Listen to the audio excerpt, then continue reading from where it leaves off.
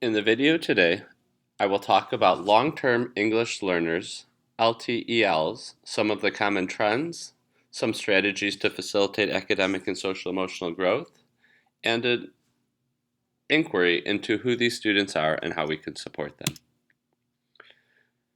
In the blog that is included in the link in the description, Janet X. Heiligenstein did an in-depth study of long-term ELs in the United States, writing a 4-part blog series divided into understanding the issue, challenging the status quo, appropriate support for different groups of teachers and staff for LTELs, and addressing the needs of long-term English learners.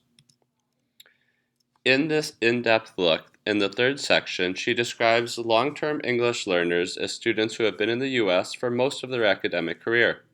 Statistically, they tend to be Spanish speakers, but the most common characteristic is they are students who are living at or below the poverty line. Most, not all, of these long-term ELs are U.S. citizens and have lived here their entire life.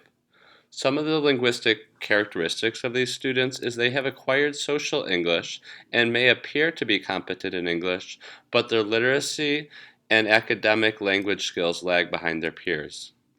Most lack complexity in their writing as the particular area of challenge. Think about your own students. I urge you to think of who are the long-term ELs in your classroom and what their current performance, engagement, and learning looks like.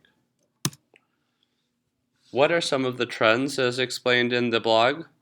After years of struggling or failing, long-term ELs demonstrate disengagement, resistance, passiveness, and this often begins in late elementary school throughout middle school.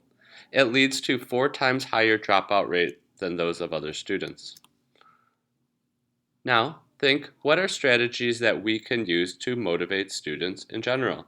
How can we make disengaged students engaged, resistant students open, and passive students active?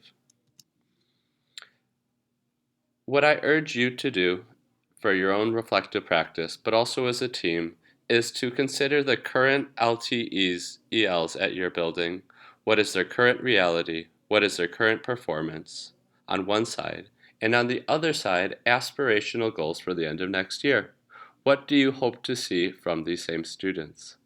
After you complete the current reality and the aspirational goals, build a bridge or a roadmap of specific ideas and plans we can try to build more success for our long-term ELs.